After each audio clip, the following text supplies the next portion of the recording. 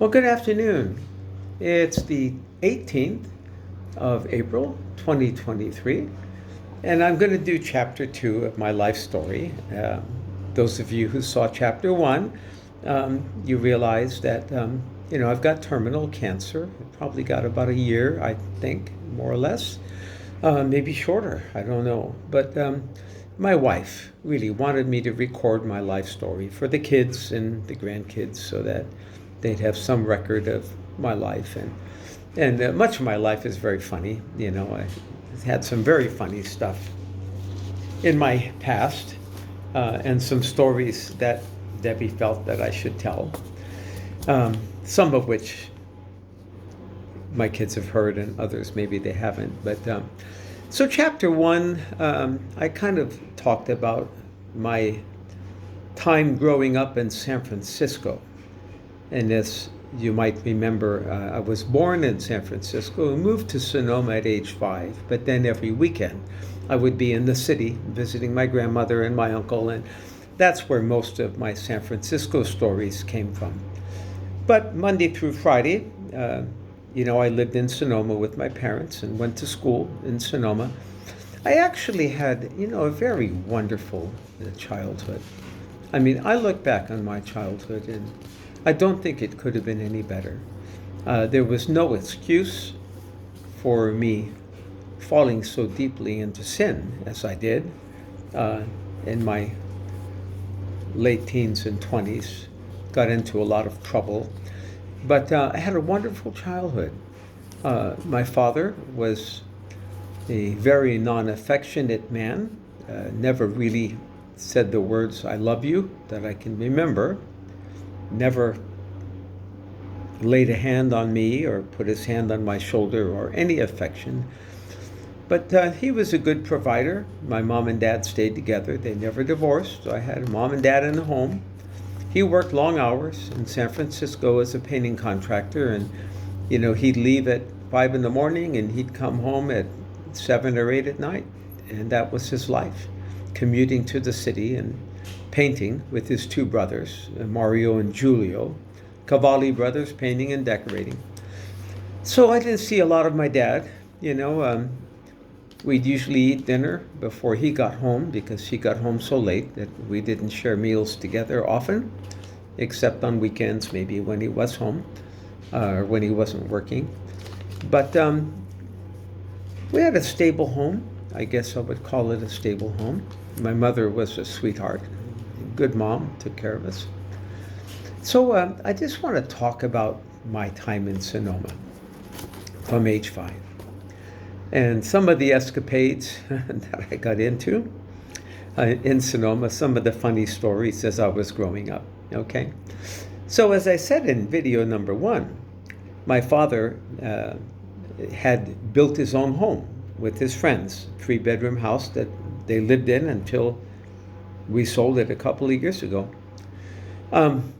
He had done the foundation and the subfloor, and all the raw plumbing was sticking up out of the subfloor. All the piping, toilet pipes and sink pipes and all of the stuff that he had plumbed under the house. And he always had a big pile of sand because he was always making concrete with the concrete mixer, pouring walkways and all that. So being a industrious 5-year-old, I got a paper cup and I filled all his plumbing pipes full of sand. I mean, all of them. I just got sand and filled all of his plumbing pipes with sand. I don't know what I was thinking, but he was furious. And I remember getting a butt beating for that. Some of it he must have been able to blow out with the water hose, but others he had to replumb the whole house. I mean, really screwed it up bad, So I got in trouble, for that. And another early memory that I remember from 5 years old, my parents had always told me that if I dug straight down through the earth, that I would hit China, that China was on the other side of the world. They showed me the globe, and tried to show me that if I dug straight down, I'd hit China. Well, a 5-year-old doesn't have any spatial conception of how big the earth is or how small the earth is or how far down you'd have to dig. I mean, that didn't mean anything to me. So one day I was over at the neighbor's property. They had a little farm over there, and I saw this hole in the ground about 2 inches around, and I heard these Chinese voices coming out of the hole. So it kind of was yang, yang, yang, yang, yang, you know. So I laid down on the ground and I put my ear to the hole like this. It was a yellow jacket nest, and they came out of there and they got me at least 20 times. My earlobe was hanging on my shoulder, so swollen, it was hanging on my shoulder. And my poor parents, you know, they didn't know what to do. These were not the days of doctors and hospitals when I was a boy. They made a bunch of mud and they packed mud on my ear because, you know, the old wives' tale was that mud was an astringent and would suck the poison out. So I remember all this mud packed on the side of my ear. And I hated the Chinese ever since then. I tell you, I did. So those were some of the early stories, you know. Many, many more. You know, I'm growing up there. I'm about 8 years old now. And, you know, my mother was always somewhat crippled. And she ended up bedridden. The last 10 years of her life, she was in a hospital bed with 2 broken femurs, you know, 2 bone ends that just wouldn't connect. And they had tried everything. But in the last days of her walking, you know, she always had crutches or a cane. And she had been working all day on a Thanksgiving dinner. She had the whole family over, served everybody, aunts, uncles, grandparents. We were all there, about 14 of us, you know, around the table. And she'd been working all day, no air conditioning, you know, hot day. And, you know, we're all waiting for dinner, and Mom's going back and forth from the kitchen, hobbling out with another tray of this and another plate of that. And my uncle, Mario, my dad's younger brother, he hands me the knife and fork and he goes, "Tell her you want service." And I start banging the knife and fork. "We want service. We want service." And I'm banging the table. "We want service." And here comes my mother with the turkey. And very calm, she set the turkey down on the table and just turned around and went kabam and slapped me across the face so hard my head spun around about 3 times. And that was the last time I ever asked for service. And my uncle felt so bad because he had put me up to it. You know, he's the one that told me to do it. I probably wouldn't have thought of it on my own. But boy, was she mad. I mean, she was at the point of exhaustion and nobody was helping her. And she had just had enough to have me asking for service. Well, like I said, my mom was always crippled, as long as I can remember, on crutches or a cane, and she couldn't walk very well or very fast. And so when I would do something that required a spanking, she could never catch me. I could outrun her. She'd try to grab me to spank me. I mean, if I broke a window with one of my slingshots, or I was always doing something, shooting bows and arrows or slingshots, you know, and stuff. And, you know, I broke a few windows in my day, and I can't remember what I had done. But anyway, she was hot and she wanted me. And she was trying to get me, and of course I was outrunning her. So she's screaming at me, "When your father gets home, you're going to get it," you know. Well, when my father got home, she showed him what I had done. And the 2 of them came after me. When he saw the broken window or whatever it was, the 2 of them came after me. And I remember they had wooden coat hangers.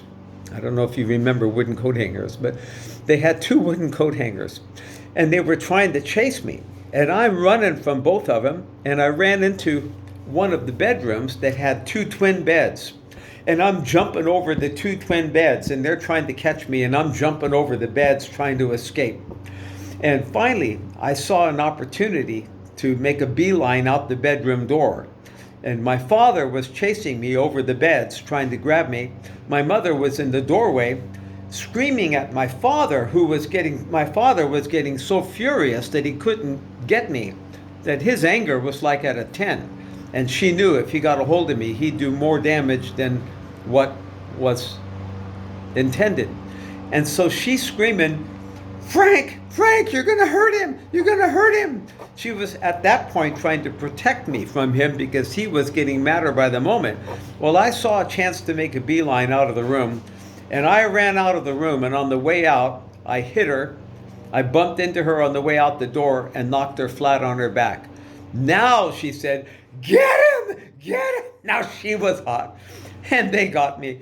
I don't know how they got me, but the both of them, they yanked my pants down to my knees, and I was bare butt up, and they wailed on me with these wooden coat hangers till I was blistered. I mean, they got me. So that was spare the rod and spoil the child. Well, I got my share. I got my share, believe me. My sister was always my father's favorite, and he would never discipline her. But me, oh man, he would take me out behind the woodshed and deal with me. So, whenever I do something like broke a window, I'd always beg my sister to say it was her, because if she said it was her, she'd get a verbal scolding. But if I said it was me, I'd get a butt whipping, He would never really hurt her, but oh, he'd come after me. So, she had a list on me by that time, because she had confessed to many of my crimes to get me off the hook, to save me from a horrible beating. So she used to blackmail me, If you don't do what I say, I'll tell Dad that it was you that broke the window, and it was you that did this, and it was you that did. Then I knew I'd get it tripled, for lying. And so she held this kind of blackmail. We're best of friends now. We get along wonderful. Thank God. Both of us know Jesus, and we're best of friends. But that was an exciting time. Well, my cousin, Kenny, who was about my sister's age, 2 years younger than me, he lived in the chicken house. After my dad built the main house, he and his mother and father moved up from San Francisco, and they moved into the chicken house. So we had my dad and his brother on the same property, and our kids. Well, boy, he he was a little Jewish boy, and he had a temper. His mother was Jewish, his dad was Italian. He had a temper, man. And we'd fight, he and I, always fight, all the time. And my mother had bought us each these little 24-inch bows and arrows, little kid bows and arrows you could buy in those days. They don't sell them anymore for liability reasons, but obvious. But being boys, what did we do? We took the arrows and we pulled the darts off the end of the arrow, the rubber darts.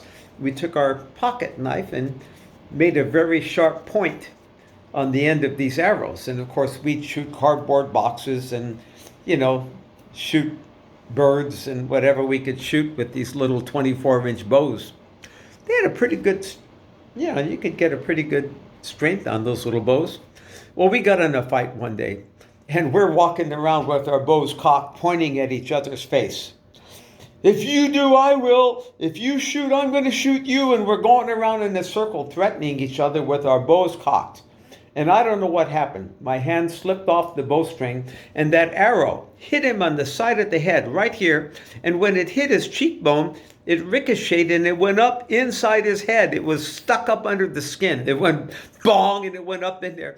And his face went, oh!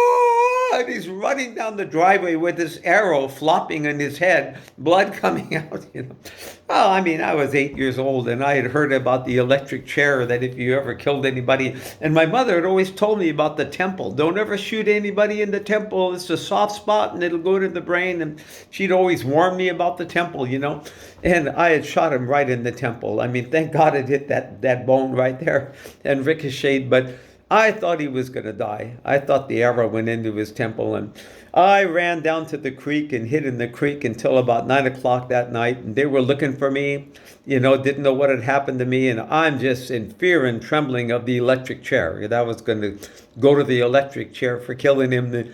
Finally, about 9 p.m., it's getting dark, and I'm down in the creek, and I'm scared. I'm 8 years old, 9 years old. I'm scared. So I sneak home. And